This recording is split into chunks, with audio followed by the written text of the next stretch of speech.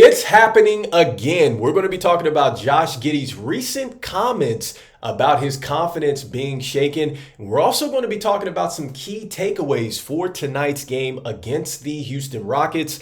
This is your host, Rico Greenhowe, and you have found yourself on another episode of Bulls Digest. And so today we are breaking down some key takeaways that could play into tonight's game against the Houston Rockets. And also we'll be talking about what Josh Giddy had to say after a tough performance against the Cleveland Cavaliers. And so let's start off with the injury updates around both teams. And it is just simply the update around Lonzo Ball for us. And so Lonzo Ball, according to Billy Donovan, he still is not able to catch the basketball. He has not been able to pass the basketball, and they have not put him into any type of defensive drills or to see how that wrist is responding when it gets hit on the defensive end. And it looks like Billy Donovan has said that it is a 2 to 6 weeks injury kind of update on Lonzo Ball. So meaning that we could see him either in the next 2 or 6 weeks, but they are still waiting to see the wrist respond a little bit better. And so I think that this could play a key factor into the Chicago Bulls when he does come back. I think that with his basketball IQ on the offense and the defensive end, I think that he's absolutely going to help this team as far as maybe cutting down some of these turnovers. And I think that he's really going to help us in closing time. I think that that's where he really plays a big factor. And I think that that maybe ties into a little bit of what's going on with Josh Giddy as well, because depending on how this plays out, you could possibly see Lonzo Ball out there cutting into some of those minutes too. But who knows? I mean, we got to see what type of Lonzo Ball we get back in the next 2 to 6 weeks. And so with that being said, we have to look at what is going on around the Houston Rockets. And so for the most part, their injury report is pretty clean for the most part. I mean, they do have Amen Thompson, who is on the list at this point. It is a game time decision for him with the quadricep. And so I think that he should play. This is via NBA.com. But for the most part, this is a clean injury update for the Houston Rockets because, with Adams, he's been out before, and he's not necessarily really a rotational player that they count on. So for the most part, the Houston Rockets have all the main pieces that they're going to need for tonight's game. And so when we look at the teams and the comparisons and just kind of breaking down the statistics for this, look, this Houston Rockets team is going to really present a tough challenge for the Chicago Bulls. As far as their perimeter defense, I think that they are elite. They also have a lot of length and size to them, which is going to make this team very difficult to go against. And they're a young team. And so I think that, if I'm in the front office of the Chicago Bulls, the Houston Rockets, like OKC, is a team that I'd like to model my franchise after. Like as far as the direction and how to build the thing out, this is what you want to see because they have done it the right way. They went out and got them a coach. They got them some nice veterans to go with their young pieces. They've invested into their young pieces, and it's paying off. And so, look, the Houston Rockets coming into this game, they have 7 players who are averaging double digits in scoring. So that is good. That lets you know that they contribute as a team. They have the 3rd highest defensive rating that goes into just the size, the length, and how much or how better they've gotten just as a defensive team. So they are going to hound you there. And just how good they are defensively, well, they are 4th as far as generating the most points off of turnovers. So 4th in the NBA as far as generating those points off the turnovers here. And then as far as rebounding the basketball, they are a superior team on the offensive boards. Right now, they're averaging about 18.5 points on second chance points, and that is 2nd in the NBA. So if they get the offensive rebound, they know exactly what to do with it. And so not only are they stealing possessions away from you, and they're converting those possessions, especially on the offensive end. So that is going to be challenging for the Chicago Bulls tonight because we do rebound the basketball well. And this just lets you know on the defensive end, the Chicago Bulls cannot allow any of those 50-50 balls to get back into the hands of any Rockets players because it is probably going to end up in a point. So we had better be sure with what we're doing as far as grabbing the ball on the rebounds. And then also, too, you cannot turn the basketball over because the Houston Rockets will make you pay. And so as we move forward and we just look at both rosters and just look at some of the key players that I am looking forward to seeing tonight, I'm clearly looking to see what Şengün is going to do. I love, I love Jabari as well. I think that this is a player that I absolutely want to see. I think that he brings a lot of punch to this team. I think that they are terrific when they play together. Jabari Smith Jr. and Alperen Şengün. I want to see how they operate. Then also, too, I want to see Cam Whitmore and Tari Eason. Those are two players that I want to see come off the bench. I know that there was the rumor that perhaps they might have been interested in Alex Caruso. We don't know how true that is, but these are two players I absolutely like with Tari Eason. More so Cam Whitmore. I like his game a lot, and so I want to see how he operates out there. And so those are a couple players that I'm looking forward to seeing in tonight's game. As far as the Chicago Bulls and some of the storylines that are going around them, I want to start with Zach LaVine and Vooch. I think that they have been playing at an all-star level, and I want to see that continue for both of them. And I just want to go ahead and give them a lot of credit because they're playing at a high level, but they're playing at a high level to help the Chicago Bulls. I don't get the sense that they're out there just going for their numbers, or they're just saying, hey, we're just playing ourselves in the trades. Like, they're not operating like that, and I appreciate the fact that they're not doing that. And I've loved what I'm seeing from Zach LaVine on the defensive end. Heck, I'm even liking what I'm seeing from Vooch for the most part. I know he's not a defensive player, but the effort is there. He makes the rotations and things like that.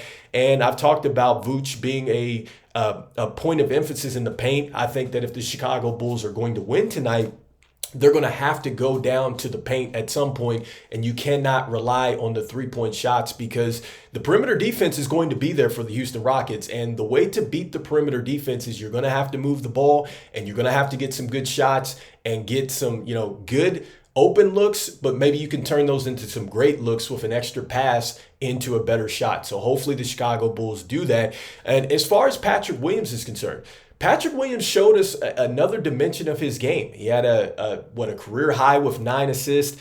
And I don't know if Billy Donovan is now making him more of the focal point as far as bringing the ball down the court. I don't know, but he was a point forward. And that's something that I just haven't seen with Patrick Williams. So I want to see, does that continue in this game? I mean, he's continually getting a bit more aggressive on the offensive end. He's really showing some signs there. Defensively, we know he was one of the better defenders on the team, probably the second best defender. And so I think he's heating up. Let's see if he continues to keep going. He's trending in the right direction. And then, just with our bench, I think that I want to see more of Julian Phillips, Dalen Terry, and Modest Buzelis. One of the things about Modest Buzelis that just really hasn't been talked about is he got sent down to the Windy City Bulls and he scored 28 points. He had 10 rebounds. And I'm looking at the video clips of this, and this guy just looks tremendous out there. Like, I know he's played in the G League before, but he looks even better than what he did initially. And you can just tell that he has put in the work. And I think that we got a chance to see some flashes here in this last game where he played against the Cavs, where he went 3 of 3, the 9 points. And I just loved his activity, and it's getting better and better each game. And I'm saying to Billy Donovan, you got to let this guy play through it. You just got to unleash Modest Buzelis, and he's playing hard enough that if he makes mistakes, so be it. He's playing hard. The only way he's going to learn to play, at the NBA level is you got to let these guys play. And for the Chicago Bulls to figure out what they want to do with this roster and who stays and who goes, you need to play these players. Bottom line, you have to play these players. So that is the most important thing that I want to see out of tonight's game, from, just the standpoint of the long-term view is that. And so that leads me to the next point here, and really the last point around the Chicago Bulls, and that is Josh Giddy and the recent statements about his confidence. And so I talked about this on the last video, and I talked about really just how bad it was for Josh Giddy in this game against the Cleveland Cavaliers. And it highlights really a lot of issues that the Chicago Bulls they're not addressing. And this is unfortunate, because I think that coming into this thing, I think that Josh Giddy had more confidence than he had in OKC. And now I'm wondering, after what he said, you wonder now, is his confidence just supremely rocked?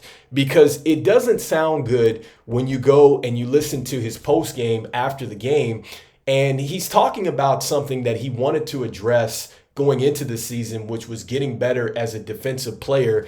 And he just talks about not being able to get it done there. And in the last part of what he says, when he says to not be able to take that step in the right direction and have what happened to him happen, he's saying like that kind of kills your confidence. And that's him saying that. That's him saying that. That's not anybody else saying that. That's him. And so here's a guy that AK has traded for, and he wants him to be the cornerstone of his franchise. And I'd have to think that with AK making this trade, he was trying to get something that really was similar to what Lonzo Ball did when he was healthy for those 35 games. And it's get this up-tempo offense and get it going and get the Chicago Bulls going in the right direction and everything else. But there's so many things that AK would have to do to make this successful. And I don't think that he's necessarily going to do it or get it done. And this is where it's going to be a challenge for Josh Giddy now, because if his confidence is shaken right now, I don't know if Billy Donovan is going to be able to help him out, because if he's relying on AK and this franchise to get better, I don't think that that's necessarily happening. Unfortunately for Josh Giddy, he left a situation that was far better in OKC. It's a better run franchise. Sam Presti has a plan. The roster around him was better suited to help him with his liabilities on the defensive end. And with his increased shooting, it actually would have helped him there too as well. Like that would have added another dynamic to OKC, because right now he's shooting 40% from downtown. And so I would argue that that would have been a better situation for him to come off the bench there than it is to come over here and start, because the Chicago Bulls, I don't think that they have the plan in place to help him out. I don't think that they're going to make the roster changes that are going to make him successful. And I think that what people are missing when I put that merry-go-round up is that the Chicago Bulls continue to make the same mistakes over and over and over and over again. And I think that they're getting ready to do the same thing with Josh Giddy. And, here's a quote from Billy Donovan talking about confidence. Look, he's saying he has confidence, but only in certain situations. So meaning you don't have 100% confidence in Josh Giddy. And then, when we talk about the franchise and having to build around Josh Giddy, look, this is what they did with Zach LaVine when they signed him to a contract. Look, 72 of his 101 teammates completely out of the league. I could see that same situation for Josh Giddy happening to him. And if that happens to Josh Giddy, if you think about it, like it just would put him in a tough place as a player, because if that trade rumor is true, that Joe Cali suggests that they're looking to trade Kobe White, they're looking to trade Ayo, they're looking to trade Vooch, they're looking to trade LaVine, who could you possibly bring in that is immediately going to help this team and help Josh Giddy as far as who is he going to pass to? That's number one, because you need, for him to be unlocked on the offensive end, one of the things is he's supposed to be a playmaker. So then who is he passing to? Number two, on the defensive end, what are you putting around him, right? Like it's all around putting him in a position to fail. And so I don't know if that this is going to be a good thing. And this is why I say it's happening again. The Chicago Bulls are repeating their same mistakes. And it looks like that Josh Giddy is going, and it looks like what happened to him in OKC may happen to him now in Chicago. And it's just far worse because we don't have the ability to really fix that. In our front office, I don't think that they have the ability to fix it. And with let's say we do get a lottery pick, I don't think that that's the answer. Like I said in the last video, even if we were to get a Cooper flag, I don't care who we get here. I would ask them, what is your plan?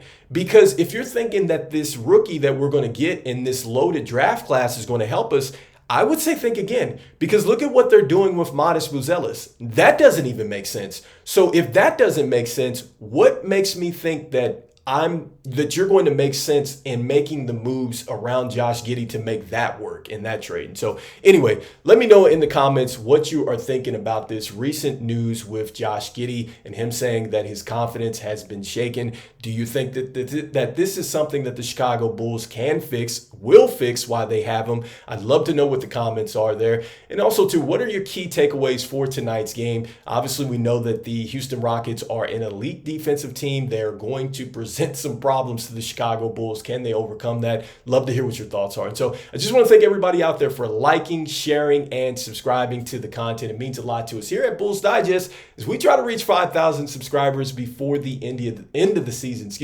And then just want to let you know to go ahead and continue to mash that subscribe button. There's about 64.2% of you that watch are not subscribed, so continue to mash on that subscribe button for me. Wanted to let you know that we will be doing a live post game tonight. I promise you guys that I will be on live post game, so give me about 10 minutes after that game and I should be up and ready to go with a live post game for you. And so even though I'm completely frustrated with this thing, and yes, we have to do it again because we are going around the patented merry-go-round with the Chicago Bulls.